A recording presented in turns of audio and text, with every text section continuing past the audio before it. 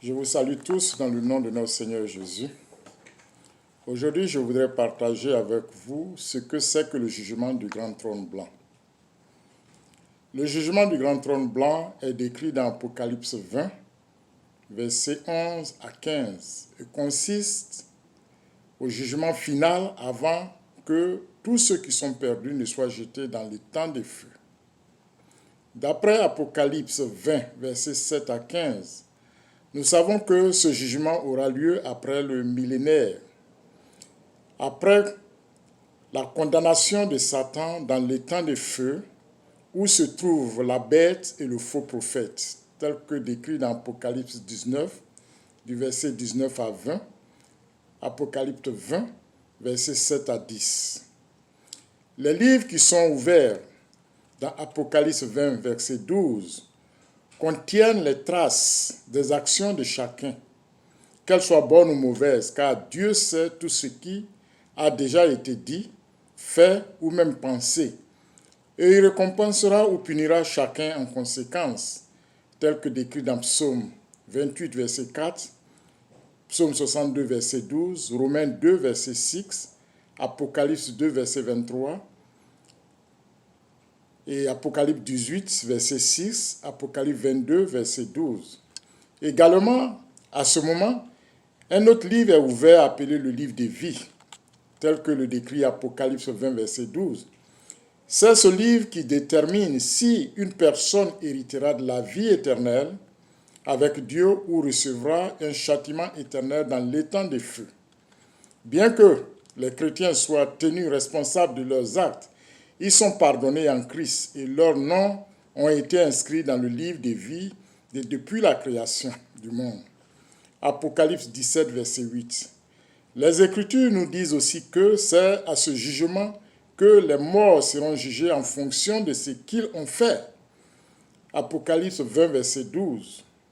Et que le nom de quiconque n'est pas trouvé écrit dans ce livre des vies sera jeté dans le temps de feu, tel que décrit dans Apocalypse 20, verset 15.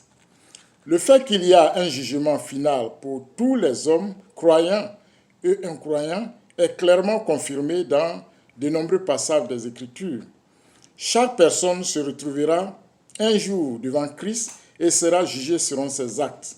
Bien qu'il soit très clair que le jugement final du grand trône blanc est un jugement final, les chrétiens ne sont pas d'accord sur, les chrétiens ne sont pas d'accord sur la manière dont ils se rapportent aux autres jugements mentionnés dans la Bible.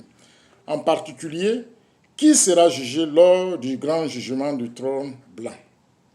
Certains chrétiens croient que les Écritures relèvent 3 jugements différents à venir. Le premier est le jugement des brebis et des boucs ou un jugement des nations, tel que décrit dans Matthieu 25, versets 31 à 36. Ceci a lieu après la période de la tribulation, mais avant le millénaire. Son but est de déterminer qui entrera dans le royaume millénaire. La seconde est le jugement des œuvres des croyants, souvent appelé le siège de Béma, ou jugement de Christ, tel que décrit dans 2 Corinthiens 5, verset 10. À ce jugement, les chrétiens recevront des degrés de récompense pour leurs travaux et leurs services à Dieu. Le troisième est le jugement du grand trône blanc à la fin du millénaire, tel que décrit dans Apocalypse 20, versets 11 à 15. C'est le jugement des incroyants dans lequel ils sont jugés selon leurs œuvres et condamnés à une peine perpétuelle dans le temps de feu.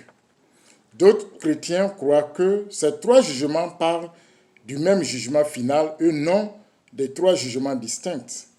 En d'autres termes, le jugement du grand trône blanc dans Apocalypse 20, versets 11 à 15, sera le moment où les croyants et les incroyants seront jugés, d'après eux.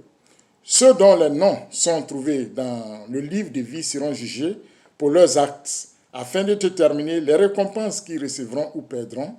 Ceux dont les noms ne sont pas dans le livre de vie seront jugés en fonction de leurs actes pour déterminer le degré de punition qu'ils recevront dans les temps de feu.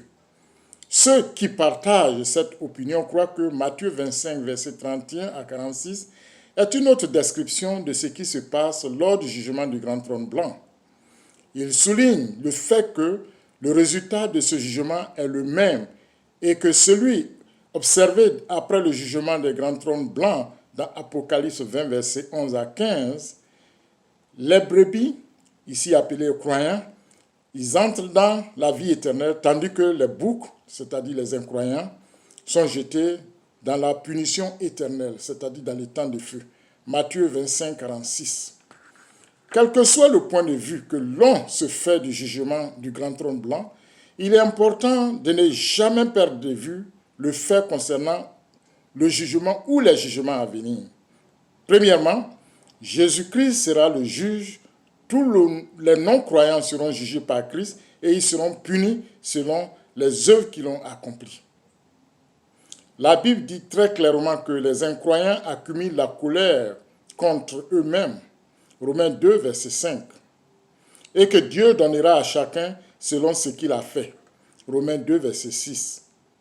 Les croyants seront également jugés par Christ, mais puisque la justice de Christ nous a été imputée et que nous sommes inscrits dans le livre de vie, le livre de Christ aussi, nous serons récompensés, mais non punis, conformément à nos actes.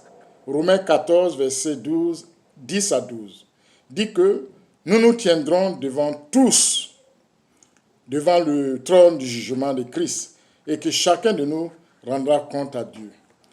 Donc, après cette étude, ce que je peux vous dire, c'est que nous devons faire attention à nos actes, quels que soient croyants ou non croyants, nous serons tous jugés, et le juge, c'est Christ.